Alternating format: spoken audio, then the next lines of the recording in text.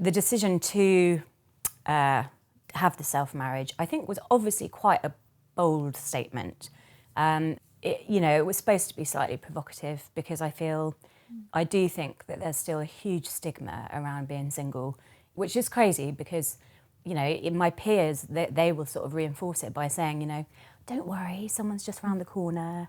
And it's kind of, it's assumed that if you're single, you're in a state of waiting. And I think it shows that society has quite a complicated relationship with self-love.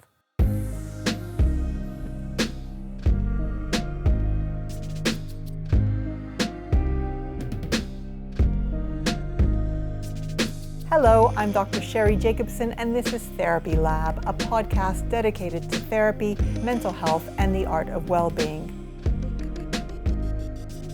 In this episode, we are joined by author Sophie Tanner to talk about her story.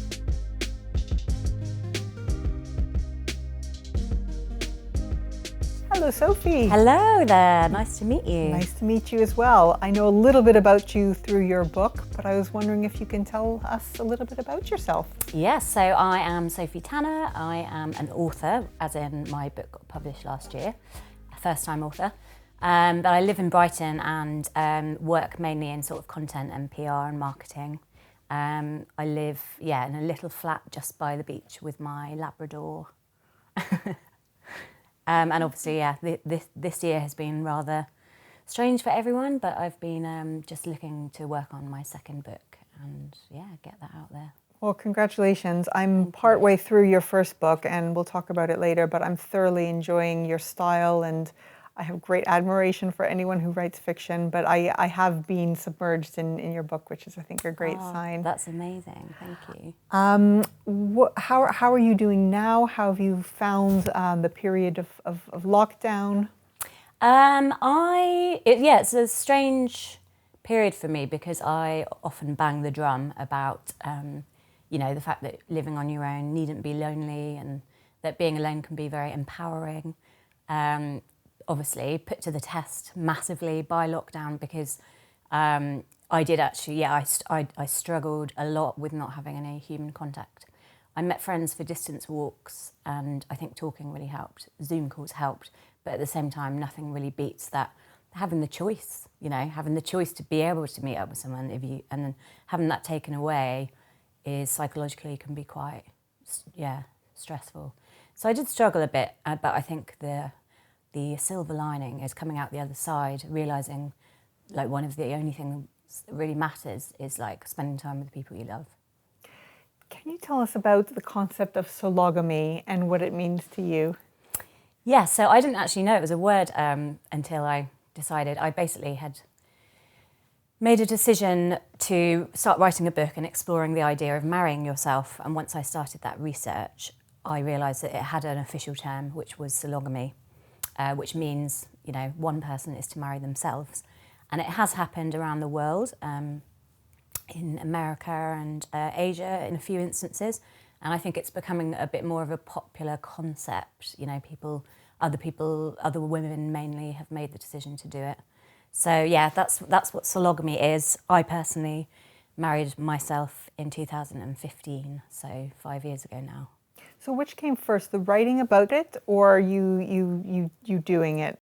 It was actually the writing of it because I'd just gone through a really bad breakup and had probably one of the worst sort of pockets of mental health of my life because I luckily don't suffer with issues, but I'd been through quite an anxious period, feeling like I wasn't enough because I'd been cheated on, and I'd always wanted to write a book, and at the time because of my state of mind, I was writing this really dark, like depressing book, and then suddenly the idea popped into my head, wouldn't it be amazing if I could write a story about, a woman who decides to marry herself, thinks, I want to be responsible for my own happiness actually.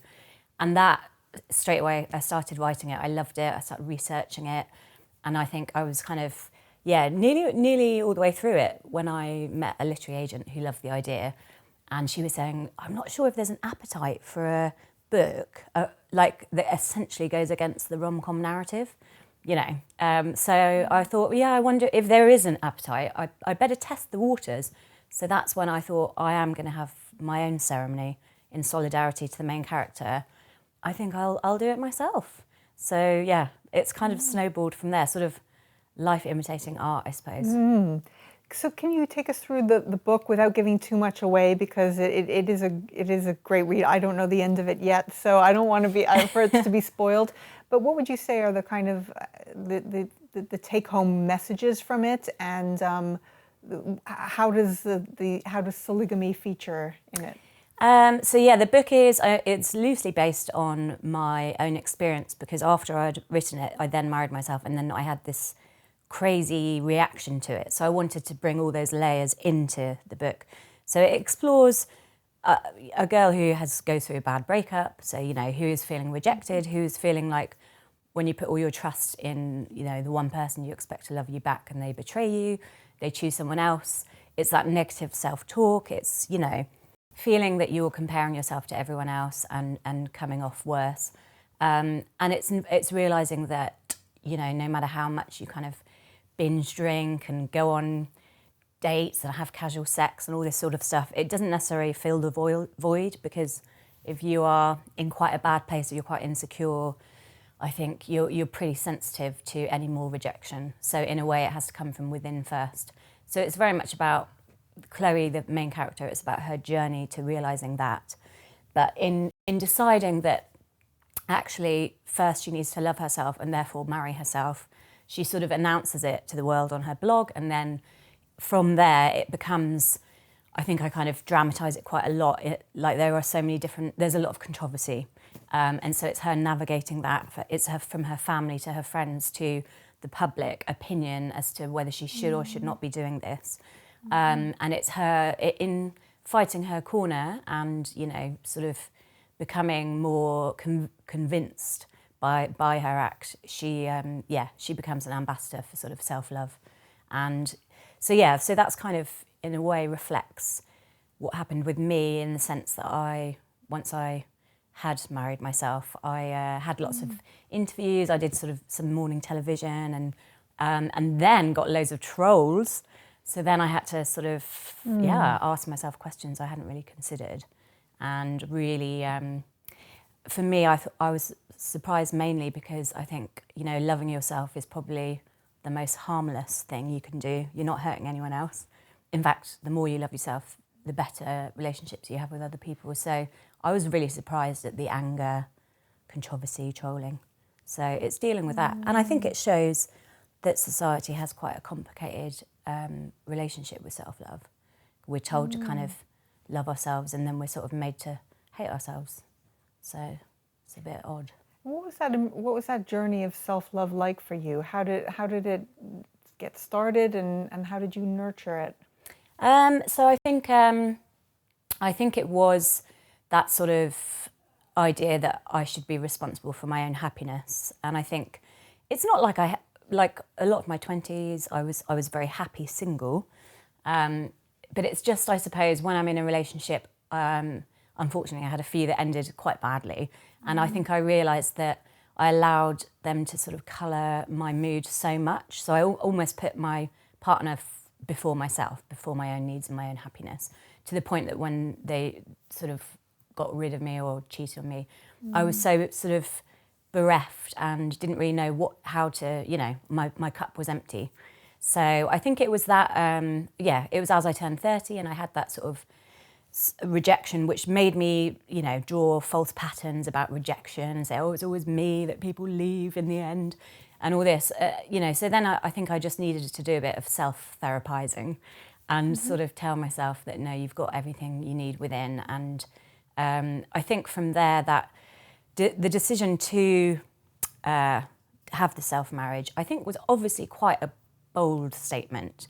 And in a way, it was supposed to be slightly provocative, because I do think that there's still a huge stigma around being single, even in, you know, today's like woke society, which is crazy because, you know, in my peers, they will sort of reinforce it by saying, you know, don't worry, someone's just around the corner. And it's kind of, it's assumed that if you're single, you're in a state of waiting, like you're not yet grown up, you're kind of sad, you're lonely. And it's still, it's kind of a pervasive insidious attitude that everyone has about being single, which is why I thought I want to create a ceremony in which you can kind of celebrate your oneness and singleness and being happy with that. Because in a way, marriage is the only ceremony in Western culture which sort of marks your gateway into adulthood and, you know, becoming someone who's settled. There isn't really an alternative ceremony, so I thought I'd borrow from the tropes of a wedding and have it as a personal ceremony. And from there, obviously, from that bold statement, it has meant then that my journey has gone down all these different routes, talking to people who are interested, answering lots of questions about self-love, and finding that actually I don't think I'll ever stop learning about it until, you know, it's an upward journey always, I think. And backtracking, the self-therapizing, Yes. what did that comprise of? What were your sources of inspiration? Did it involve external professionals or other resources? It actually didn't really. It's strange, I think, because, so, you know, when I was going through a period of sort of, I guess, yeah, anger and bitterness and negative self-chat, it felt like a very internal thing. It felt like the happy old positive me was kind of picking up the negative me and saying, hang on, look, this isn't you, you know, sort of taking over. And I think a lot of it came from remembering how I used to love spending time on my own as a child, remembering how positive being single could be for me in my 20s. Like, I've travelled a lot on my own. So I feel like, I think, yeah, it was kind of an internal shaking down of like, let's cut off all that, you know, negativity and just remind yourself, because it becomes quite a pattern, I think. Once you start talking about yourself in a certain way to yourself, you can just kind of go down that route and then it becomes a habit and it's quite unhelpful. So yeah, so I suppose I didn't have counselling and I didn't really look to that field as such. But when I look back on it now, I realise that it was a form of, yeah, just sort of instinctive therapy, I guess. And did you come to any discoveries about earlier patterns or any themes that may have contributed to feeling let down in relationships or anything? Yes, I think a lot of us do this, but I think there's this urge to blame yourself, not an urge, but like an instinct. It's kind of almost like, why do I make the wrong choices with men? You know, and so it's almost like you blame yourself for being attracted and attracting them, you know. And I think that happens a lot with when you have your girly sleepovers and they're like, don't worry, you know, you need to just choose the right man. So yeah, all of that, I think I started to think that there was a pattern and that I was going for a certain character type and that they were attracting me because I had a certain weakness and all this stuff. But actually, when I think about it, it's just, you know, there are a lot of men who can be very selfish and it's actually not really much to do with me. But the way in which I can change things is just to be aware of that and to just respond probably more quickly and more strongly when I feel that I am, you know, that the balance has shifted, that I'm either being taken advantage of or possibly given too much of my energy and power to someone else. So I think that's the kind of pattern, the useful pattern that I've discovered, regardless of who the man I choose is. Sure. Yeah. And then the ceremony itself, how could we describe it? As a marriage ceremony, self-marriage ceremony? I call it a self-wedding ceremony, yeah. What was that like for you? How did the practicalities work and what did it feel like emotionally for you? It was incredible, really. I mean, practically it was quite simple to organise. I had it as sort of part of Brighton Festival, so I kind of registered it as an event, so it was a self-wedding event. And it was on the steps of this Unitarian church, so it kind of framed it as a nice, even though it wasn't to do with religion. And then I invited everyone, you know, kind of half thinking that they knew I was writing the book, thinking some might come. And I was amazed that people were just booking B&Bs, like coming from all over the country. And my dad was like, oh yeah, what shall I wear to give me away to myself? He was like, what suit shall I wear? And so everyone just was taking it really seriously, which was amazing that they believed in me, believing in myself. And so on the day, basically I had like 15 bridesmaids and we all got ready together and had champagne and all wore different colours. And then we danced, we kind of rehearsed this little dance sequence. So we danced through the Royal Pavilion Gardens and played Kendrick Lamar's I Love Myself on loudspeaker. And that was just it was just basically from the moment we all gathered, it was just such an amazing positive vibe. I think we all felt we're doing something different, but it's kind of that whole spectacle of ceremony, which makes it so special because it's like you have witnesses to it. You know, you're kind of making this, it's an amazing, I just don't think we have enough ritual in our culture generally. So we all danced through the gardens, and then my father walked me up to where my friend was on the steps of the church, dressed as the Pope. So we were in a fancy dress shop, and I said, I think we just need some sort of religious dressing to give it an air of pomp. So we chose the Pope because he looked good in maroon robes. And so he was there waiting to take me through my vows, and then everyone gathered around, and actually a lot of passers-by stopped as well. So in the end, there was quite a crowd. And so, I'd adapted I was thinking to write my own vows, but then I just thought actually the traditional wedding vows are very impactful, so I just adapted them from the plural to the singular.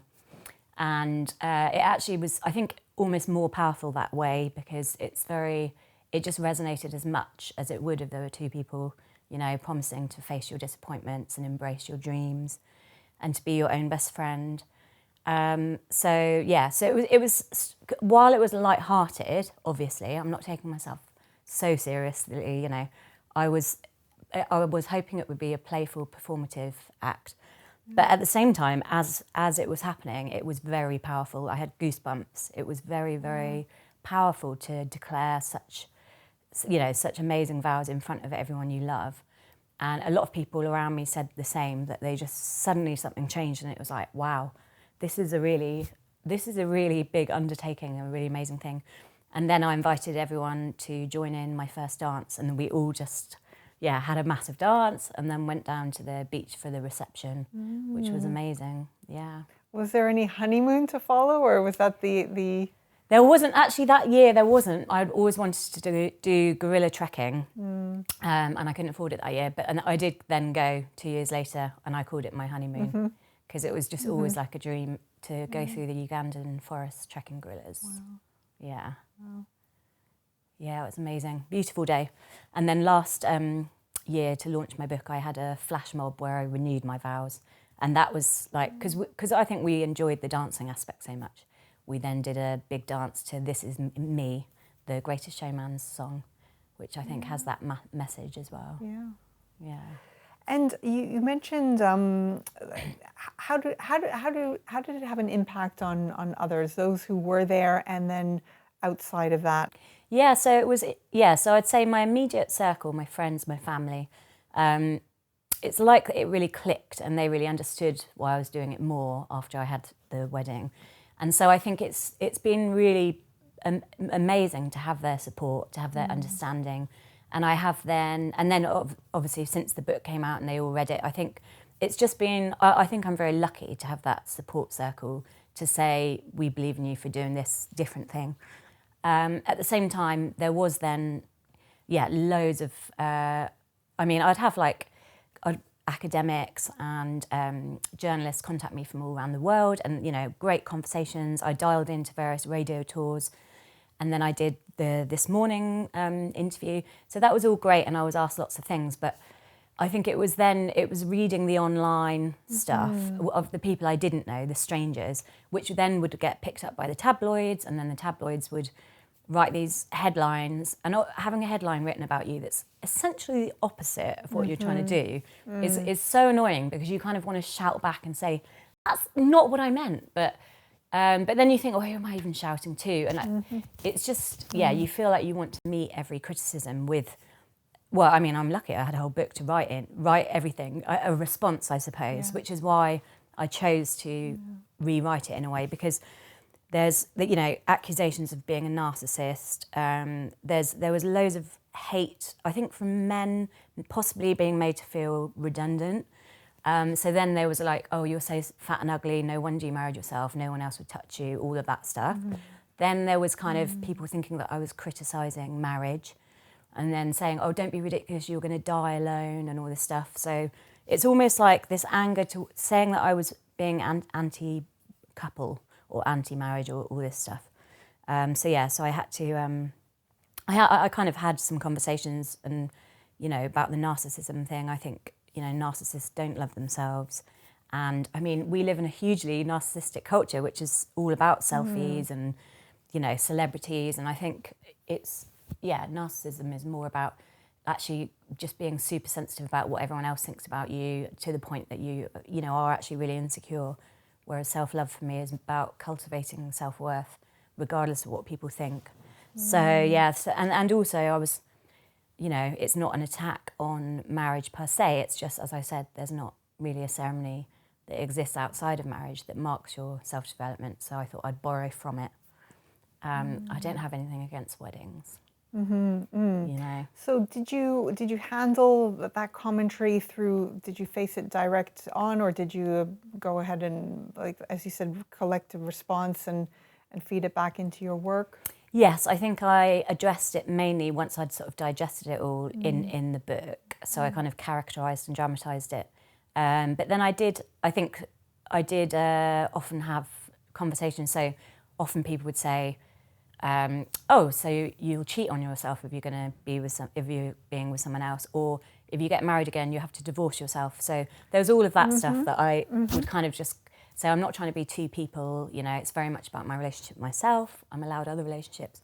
So often sometimes it would just be a live chat that I'd come back with the responses, and then, but I think the main digest went in the book. I did actually interact with a few trolls, like one man who's really mean, got quite angry with, but he actually turned around and then asked me to go and marry him, so. How unusual. Yeah. You were, I guess, facing this kind of a sense of unacceptance or judgment online. Did you have subsequent relationships, and was that picked up on and attacked further?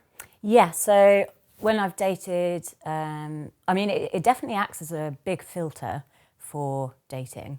So if I mean, obviously I'm not, you know, it is a bit of an unusual concept. So if you're on a first date and you say to someone, I married myself, you know, you can't always expect people to go, okay, cool. So it certainly is, I always just find it fascinating. I think some guys are just like, oh my God, that's wicked. Or I have heard of this, tell me more. And then others are just like, shuffle away, you know. So it's kind of, it's really interesting filter for me to just see that initial reaction. And so I've been with some guys who are really, really interested and really cool about it, and then others who just aren't at all. So I have also, I think, there's been some guys I've dated who, you know, because of the whole self-love thing, maybe, like I was with one guy who wanted to be polyamorous, and I'm not down with that. So I said no. And I think it's like returning to the vows I took. I think it's been really important because actually, like, self-love, as I say, is a journey. And often the ways in which you love yourself is like, no, I want to put boundaries down. And so sometimes I've had to kind of, you know, think, practice what you preach. You know, you need to love yourself more in this situation.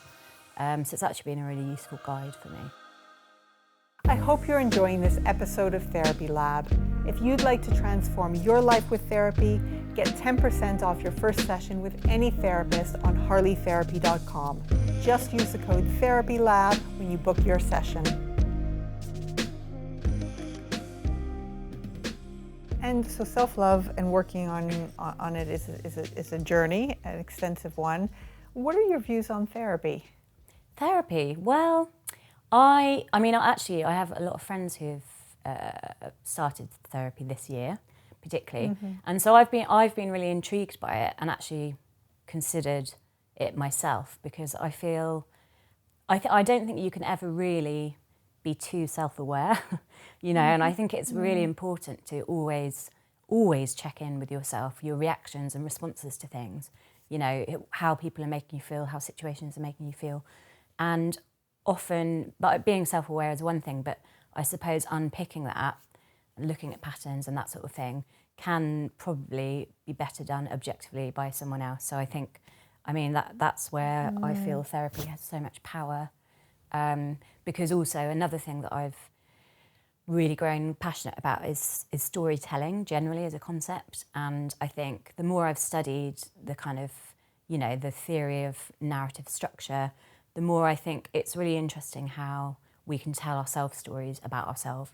And, you know, and I think sometimes, I mean, it's very powerful to be able to, like with this, make yourself the protagonist, for example, of your own life. But you can tell yourself stories that are, that can be quite harmful, and, you know, you can draw parallels and patterns where actually maybe there aren't. Again, I think therapy must be amazing in the sense that you can probably spot for you and say, are you aware that you're, making those connections or telling those stories? Or how to tell them differently, I suppose, is what I suppose, is it? Yes. That's what it's about in some ways. And then, of course, so the friends who've started therapy during lockdown, it has been a difficult period. Is it harder than ever to, two things, I guess, to work on self-love and to live alone? Yes, I think during lockdown, definitely living alone was a lot harder. Yeah, it really was. Because like I say, the choice was taken away from you. It's like when you live on your own, you can it's always the option to go and meet other people. Even if you don't have many people in your area, you can go out to classes or groups or, you know. So I think definitely, and obviously that's one of the most unusual situations, unprecedented. And I would hope that doesn't happen much. But and I think self-love has become, this year has, again, it's a whole another layer that I've been exploring and considering. Like, you know, the mental health, obviously collectively, has just been through the roof. Like I say, everyone around me seems to be really struggling mental health-wise. And it doesn't help that it's a physical health threat, because I think being scared of being ill or death is, obviously, the two are they aren't mutually exclusive. So I think generally, health and well-being is just the highest priority, and self-love and self-care really does play into that, doesn't it? It's kind of just knowing when you're struggling, like sharing it with other people, just and isolation. God, I mean, you're living with yourself. If you're alone, you're living with yourself way more than you ever expected to live with yourself, and it's just your voice going around in your head. So it is, it's incredible. Every day you wake up, like, you know, your mood can just change so quickly. Like one day you can be like, I've got this is fine, I'm going to do this and this, and then the next day you're like, oh my God, and you just lose the plot and cry at like an advert or something. And what do you do at those times? Well, I must say my best go-to cure for feeling, you know, like, really isolated is just to go for a walk in nature. And I mean, that was allowed, so that is what I did. I just literally would just walk by the sea. And I think being by water, looking at a natural horizon for me, and just like the physical movement of just walking, it's almost quite meditative. So I feel I do that, or I would read, like just reading fiction, or, you know, watching a film, something that kind of allows you to, I think it kind of helps you realise that other people, because I think every book or story you read, there's a protagonist you can buy into, and then their struggle, and you kind of makes you feel more like you belong, and other people suffer. So they're my two kind of main ways to pick myself up. So you've got your self-care tools. Yes. Do people ask you for advice? Are you contacted a lot through all the publicity that you've had? Yeah, I have actually had that, and when people read my book and contact me. Well, actually, I guess not so much advice, but more just to tell me that that's helped. You know, like one girl wrote to me and said that she had actually ended a friendship that was really toxic after reading my book. And I was like, wow, that's really cool. That's really amazing. I have people kind of contact me to sort of interview me about my experience, and just to tell me that the lessons they've learned from that, which is amazing. That is really really just makes everything worthwhile, really. Yeah. And where does a novice, such as me, start with creative writing? Do I need to take a course? Is it something that I can develop on my own at the outset? Yeah, I mean, because I haven't done a course, I wouldn't say don't do one. But I must say, I really do think that it begins with just beginning. Like the blank page is there, and filling it in whichever way you feel inspired to is most definitely the best way to start. Because, you know, creativity comes from passion. And I think if you are passionate about nature and you want to describe it, or you're passionate about people and you want to write a conversation, or, you know, I think that's kind of your inner gauge as to how to start. And I think the practice of actually doing it is what then you know, whatever like form you want to take will then just evolve from there, really. Great. Well, I can't guarantee you that I will be putting pen to paper, but I certainly will be continuing to read because I am an avid reader. Where can people get this book? I know I got mine through iBooks. Yes. Is Amazon Amazon's probably the best place. Yep. It's got audio, Kindle, and print. So yeah, it's just the best place from there. Great. Well, thank you so much, Sophie, for Thank coming you. and chatting with us and Pleasure. sharing your interesting story about sologomy and the journey of self-love as well. It's been really wonderful to talk to you. An absolute pleasure. Thank you. Thank you. Thanks for listening to Therapy Lab. Do hit subscribe to keep up to date with new episodes. To find private, affordable therapy from around the world, visit harleytherapy.com today to transform your life. We'll see you next time.